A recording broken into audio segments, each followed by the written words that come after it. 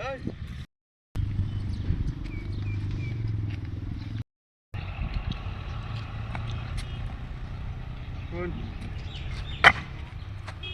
ঘর তুমি বানাইতেছ? হ্যাঁ আমি বানাইতেছি। হ্যাঁ এরম একটা শ্যাম ঘর বানাম আমি। কি মাল ম্যাটার কি লাগবে সব করছো উনি? মাল মেটেল তো 70,000 ইটা লাগবো। হ্যাঁ আর ধরুন 200 বস্তা সিমেন্ট লাগবে।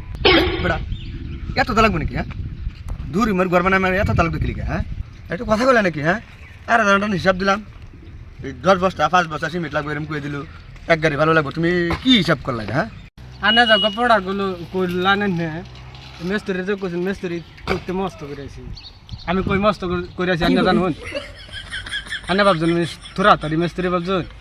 আনে যাও পড়া করলেন মাথা তল ফোর ঢুকান। আমার 200 বস্তা সিমেন্ট লাগবো, 70,000 ইটা লাগবো, আর আপনার মোটামুটি একেবারে কমের মধ্যে কমসে কম 10 লাখ টাকা লাগবো মিস্ত্রি চার্জ। 10 লাখ টাকা লাগবো মিস্ত্রি চার্জ। এটা কি সাঁতার করতো না? কাল বা দেখলাম তুমি পড়নিছে নিয়ে আসলে যুগেলি কাম করতেছো, আবার তোমার এত তো সময় থেকে কোথা থেকে মিস্ত্রি? হ্যাঁ ওটা যাও ও বড় আনে যান গোপল হইছে না। হ্যাঁ কাম নাই। আমি আমেরিকাতে মিস্ত্রি মস্ত করেছি, গপ হইছে না রে? গপ করে আনে এমএলএ থাউন গে লাগলে থাউন গে আনের কাম করুনি লাগবো নাহি। আমি 200 বস্তা সিমেন্ট, 70,000 ইটা, আর আমার তো 10 লাখ টাকা যদি দেন তে আমার লগে গপ করুন আর না যেতে।